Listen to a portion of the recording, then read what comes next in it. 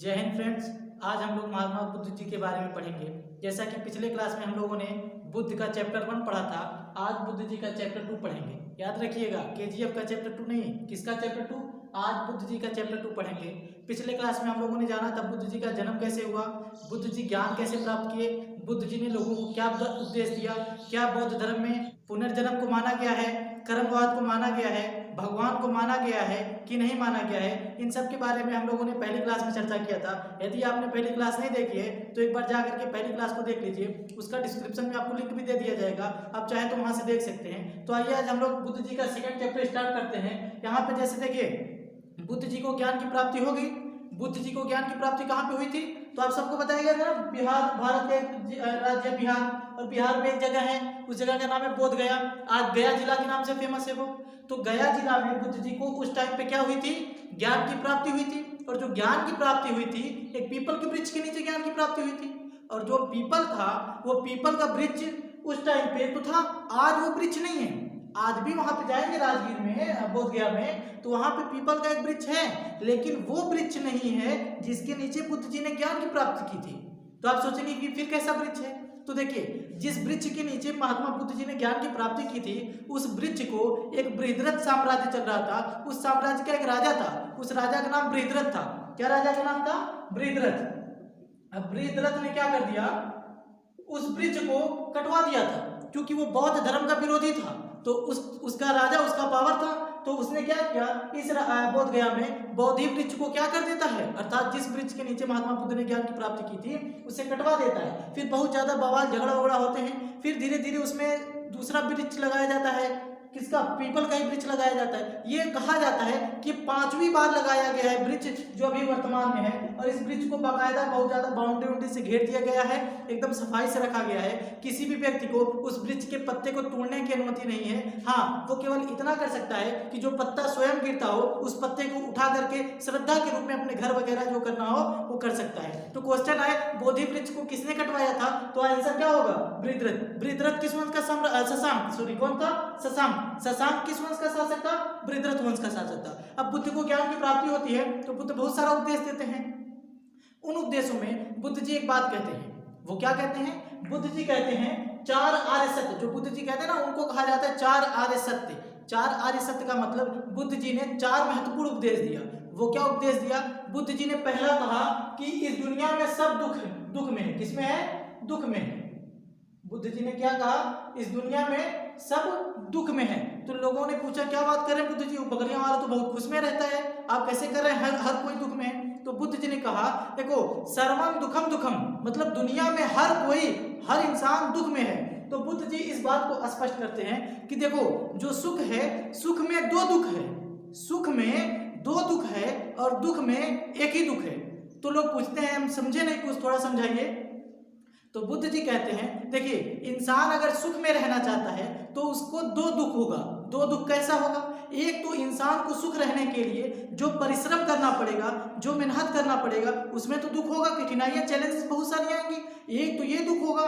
दूसरा, जब वो सफलता पालेगा, जब वो खुशी पालेगा, तो खुशी तो परमानेंट रहेगी नहीं, कभी ना कहीं जाएगी। तो उसके अंदर एक ये दुख होगा, एक ये टेंशन होगा, कहीं ना कहीं ये जो सफलता, जो सुख मिला हुआ है, ये कहीं चला ना जाए। तो दुख, अगर सुख में है व्यक्ति तो उसको 2 दुख होगा, और अगर दुख में है तो बेचारा खाली एक ही दुख, हाँ दुख है, बस एक ही दुख होगा। तो बुद्ध जी ने कहा कि इस दुनिया में सब क्या है? दुखमय है, सर्वम दुखम दुखम। इसके बाद कहा कि कोई दुख का जो है कोई ना कोई कारण है, रीजन है।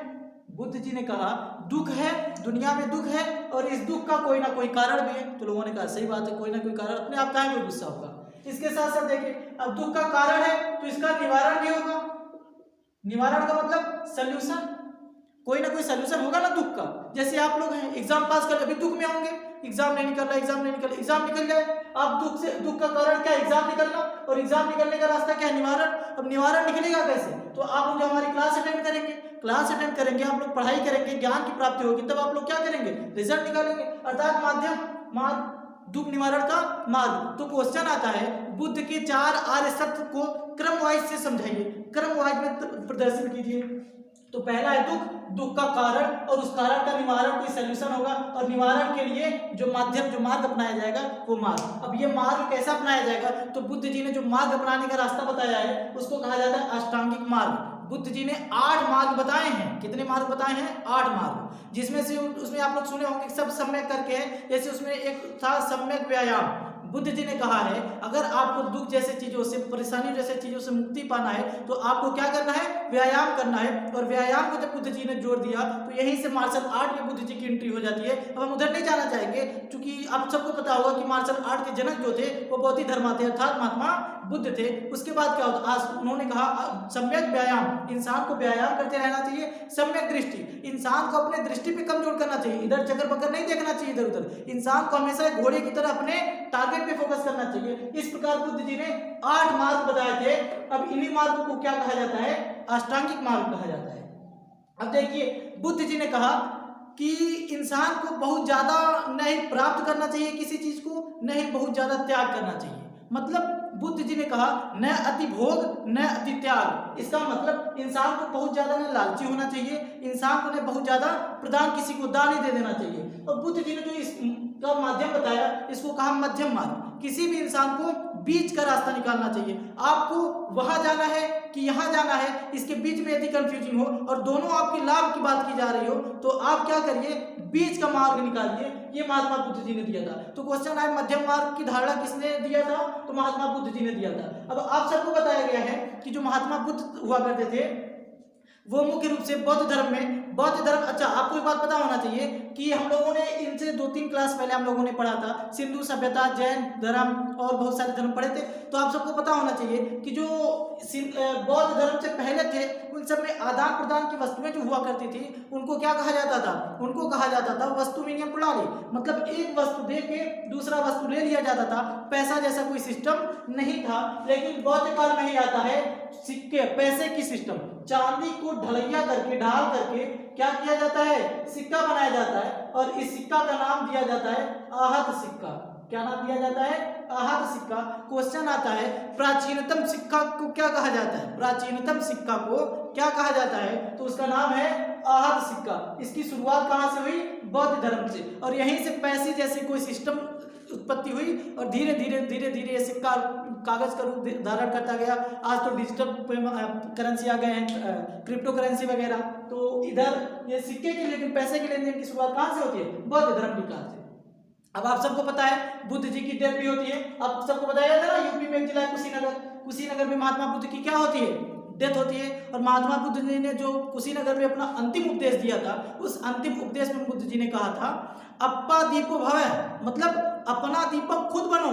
अगर आपको कुछ बनना है तो अपना दीपक खुद बनो, अपने ऊपर खुद भरोसा करो, दूसरे के ऊपर नहीं कि अरे वो सर जी का क्लास देख लेंगे, वो नोट्स बना लेंगे, फिर हम उनका देख करके याद कर लेंगे। ऐसा नहीं, खुद नोट्स बनाओ, खुद फोकस करो, जो ना समझ में आए कमेंट करो, पूछो, क्योंकि मेहनत करने वालों की कभी हार नहीं होती। आप लोगों ने सुना होगा। अब देखिए जब बुद्ध जी की डेथ हो जाती है, डेथ बुद्ध की कब होती है? तो आप सबको पता होगा 483 बीसी में।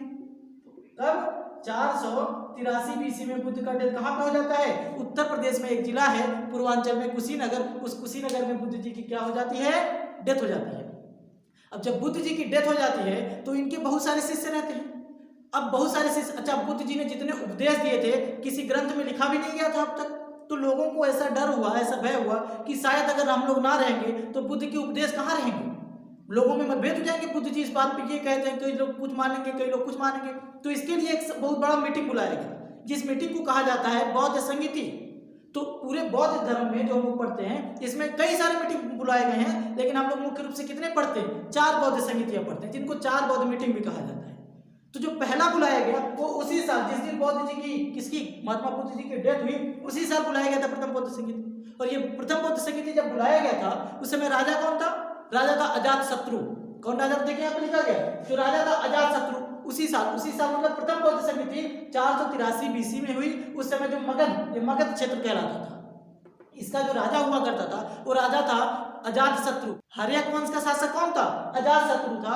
अब क्वेश्चन आए कि प्रथम बौद्ध संगीति किस राजा या किस शासक के शासनकाल में हुआ था, तो आप सब बता सकते हैं अजातशत्रु या हर्यक वंश। अब देखिए जो ये तो राजा था, अब कोई ना कोई जो मीटिंग हुआ है, जो मीटिंग बुलाया गया है, बहुत बड़ा, बड़े बड़े विद्वान लोग उसमें शामिल हैं, उस मीटिंग की कोई ना कोई हेड तो होगा, अध्यक्षता कोई ना कोई करेगा। तो उस मीटिंग की जो अध्यक्षता करते हैं उनका नाम रहता है महाकश्यप। क्या नाम रहता है? महाकश्यप रहता है। और उस मीटिंग का जो रिजल्ट निकलता है उस मीटिंग में यही कि बुद्ध जी ने जितना सब कुछ कहा है उनको हम लोग क्या करें, किसी पुस्तक में लिखें। तो उस प्रथम बौद्ध संगीति में मुख्य रूप से कई सारी पुस्तकें लिखी जाती हैं, लेकिन जो एग्जाम के पॉइंट ऑफ व्यू से इंपॉर्टेंट है वो दो हैं। एक लिखा जाता है सूत पिटक, एक लिखा जाता है विनय पिटक। जो सूत पिटक लिखते हैं इनका नाम रहता है आनंद। सूत पिटक कौन लिखते हैं? आनंद लिखते हैं। कहा जाता है बुद्ध के बहुत करीबी शिष्य थे। और जो दूसरा है विनय पिटक, इसको उपाली लिखते हैं। कौन लिखते हैं? उपाली लिखते हैं। तो क्वेश्चन आया सूत पिटक किसने लिखा था? आनंद ने लिखा था। विनय पिटक किसने लिखा था? उपाली ने लिखा था। प्रथम बौद्ध संगीति में किन ग्रंथों को लिखा गया? तो यही दो ग्रंथों को लिखा गया था। अब देखिए इसमें क्या होता है, जो सूत पिटक है इसमें क्या लिखा? आनंद जी ने सूत पिटक में क्या लिखा? तो आनंद जी ने सूत पिटक में महात्मा बुद्ध के जितने उपदेश थे, जैसे महात्मा बुद्ध जी ने कहा है कि पुनर्जन्म होता है, कर्मवाद होता है, बुद्ध जी ने आत्मा को नकार दिया है, तो इन सब के बारे में, बुद्ध के सिद्धांतों के बारे में, बुद्ध के उपदेशों के बारे में किसमें चर्चा है? सूत पिटक में। क्वेश्चन है सूत पिटक में किसकी चर्चा है? आंसर रहेगा बुद्ध के उपदेशों का। दूसरा है जो विनय पिटक है, इसमें किसका चर्चा है? तो विनय पिटक में जो चर्चा है इसमें जो संघ हुआ करते थे, जो मीटिंग में बहुत बड़ा घर हुआ करता था जिसमें बुद्ध जी बच्चों को, लोगों को क्या देते थे? ज्ञान देते थे, तो ये संघ कहलाता था। इस संघ के कुछ नियम कानून थे। इस संघ की क्या हुआ करते थे? नियम कानून, जिसमें आप लोग शुरुआती नियम कानून में सुने होंगे कि स्त्रियों को संघ में प्रवेश की अनुमति नहीं थी, बट बाद में क्या होता है, आनंद के कहने पे बुद्ध जी मान जाते हैं और स्त्रियों को भी प्रवेश की अनुमति दे देते हैं। इसकी लंबी कहानी है, क्यों नहीं देते थे शुरुआत में, वो अलग चर्चा किया जाएगा कभी। तो विनय पिटक में किसकी चर्चा है?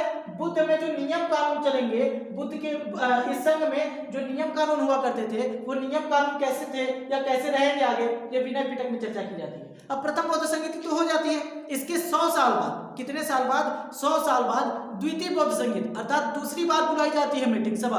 अब द्वितीय बौद्ध संगीति में अब चूंकि 100 साल हो गए तो राजा तो मर जाएंगे, दूसरे राजा आएंगे, वंश भी बदल जाता है। तो जो दूसरी बौद्ध संगीति होती है वो 383 बीसी में होती है। कितने बीसी में होती है? 383 बीसी में। और जो राजा रहता है उस टाइम पे मगध का, उसका नाम रहता है कालाशोक। कालाशोक शिशुनाग वंश का राजा रहता है। क्वेश्चन आया द्वितीय बौद्ध संगीत किस वंश के शासनकाल में हुआ? तो शिशुनाग वंश के। अब द्वितीय बौद्ध संगीति में जो अध्यक्ष बना था उसका नाम था सब्बाकामी। क्या नाम था?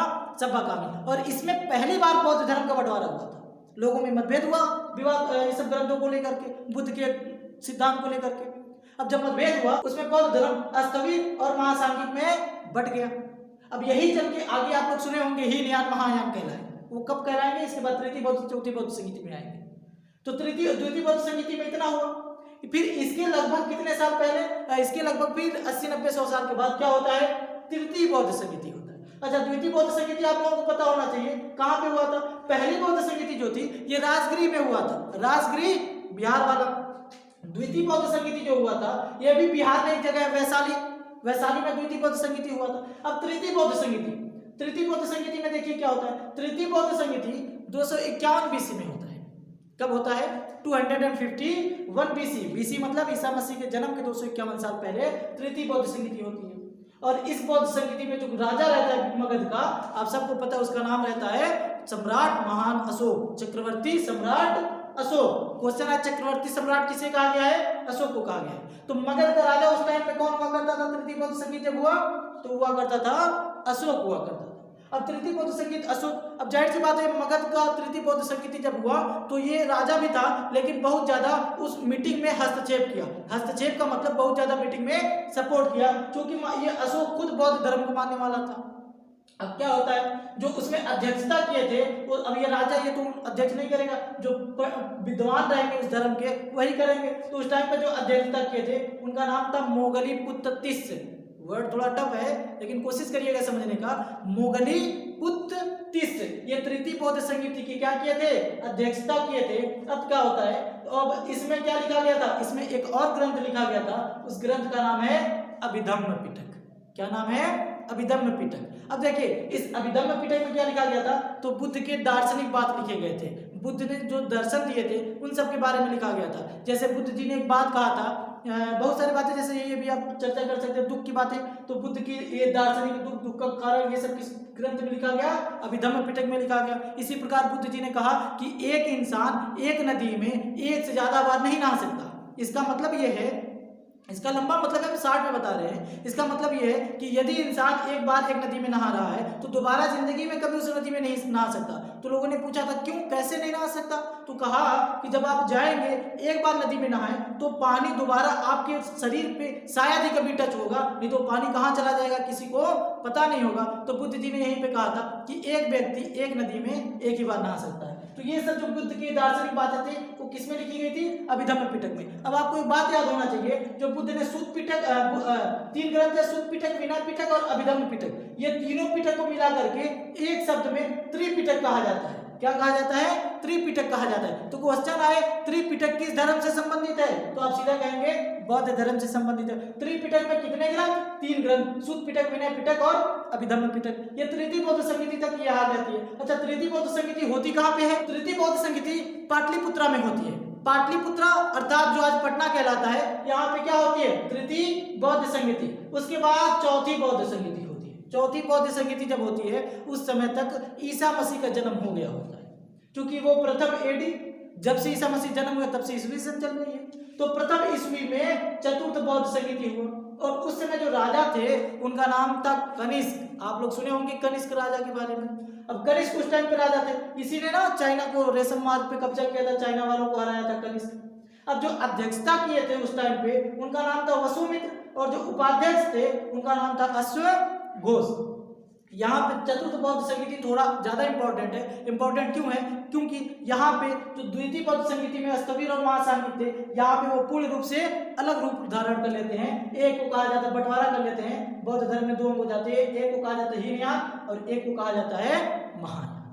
अब देखिए क्या होता है, जो हीनयान है इस यान को कठिन यान कहा जाता है, अर्थात जो बुद्ध जी रियल बातें बताए थे वो हीनयान वाले ही फॉलो करते हैं, इसलिए इस यान को कठिन यान भी कहा जाता है, क्योंकि इसमें इसको फॉलो करने में थोड़ी जटिलता आती है।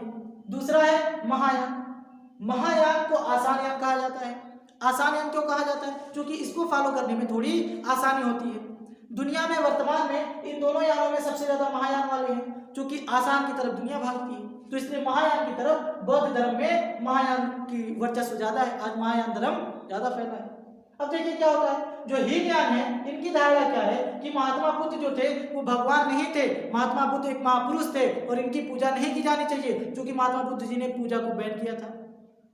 लेकिन वहीं पे जो महायान है ये कहते नहीं, महात्मा बुद्ध क्या थे, भगवान थे, अब भगवान थे तो भगवान की पूजा करेंगे।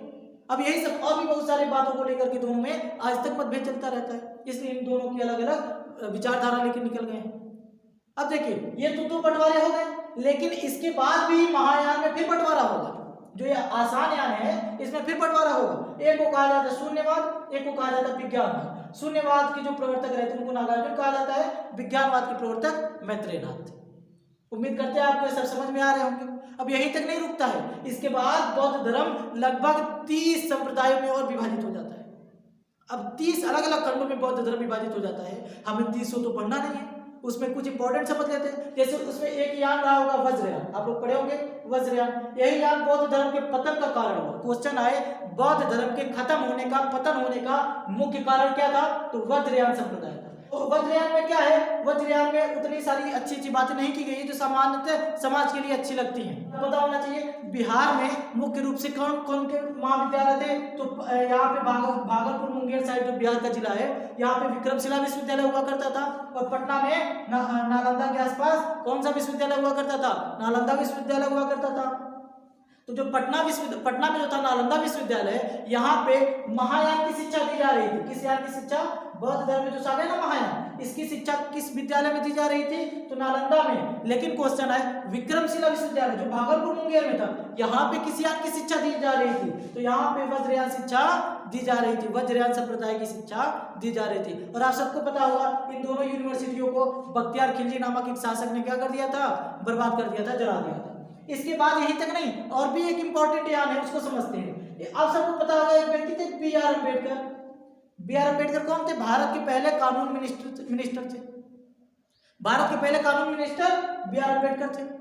अब बी आर अम्बेडकर, आप सबको पता है बी आर अम्बेडकर एक महार जाति में पैदा हुए थे, मध्य प्रदेश मऊ के आसपास। अब क्या होता है, बी आर अम्बेडकर पहले हिंदू समुदाय में पैदा हुए थे, लेकिन इनको उतना ठीक नहीं, उनको लंबी कहानी आप सब सुने होंगे।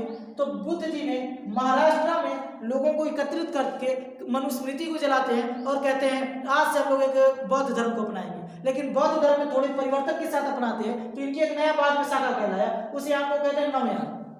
क्या कहते हैं? नवयान। तो क्वेश्चन आए कि नवयान किसने चलाया था? तो नवयान बी आर अम्बेडकर ने चलाया था। और भी बहुत सारे बौद्ध धर्म में विभाजन हुए, लेकिन हमें सब तो पढ़ना नहीं है, जो इम्पोर्टेंट है उन्हीं को पढ़ना है।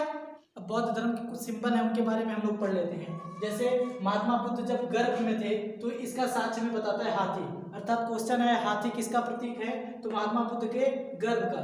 कमल किसका प्रतीक है? महात्मा बुद्ध के जन्म का। सांड किसका प्रतीक है? महात्मा बुद्ध जब युवावस्था में थे तो उसका प्रतीक कौन होता है? सांड होता है। जब महात्मा बुद्ध जी ने गृह त्यागा था तो उसका प्रमाण क्या है? घोड़ा है, अर्थात घोड़ा किसके बारे में बताता है? महात्मा बुद्ध के गृह त्याग को। और बौद्ध धर्म में गृह त्याग को महाभिनिष्क्रमण के नाम से जाना जाता है। इसके साथ साथ जो पीपल है ये किसके बारे में बताता है? महात्मा बुद्ध के ज्ञान की प्राप्ति को। और जो पैर के चिन्ह थे, ये पैर के चिन्ह किसके बारे में बताते हैं? ये पद चिन्ह, पैर के चिन्ह बुद्ध के निर्वाण के बारे में बताते हैं। और जो स्तूप है, स्तूप वो ऊंचा ऊंचा चटीला वाला, वो स्तूप किसके बारे में बताता है? बुद्ध जी की मृत्यु के बारे में। और इस मृत्यु को बौद्ध धर्म में बुद्ध जी की मृत्यु नहीं कहा जाता है, बुद्ध जी की महापरिनिर्वाण कहा जाता है। इसके साथ साथ जो बुद्ध जी ने उपदेश दिया था, पहला उपदेश, उस उपदेश को क्या कहा जाता है बौद्ध धर्म में? धर्म चक्र परिवर्तन, अर्थात यहाँ से धर्म का चक्र में परिवर्तन हुआ। उम्मीद करते हैं आपको ये पूरी क्लास समझ में आई होगी। जैसा लगा कमेंट बॉक्स में जरूर बताइए और सब्सक्राइब, लाइक, शेयर कर दीजिए। जय हिंद, जय भारत।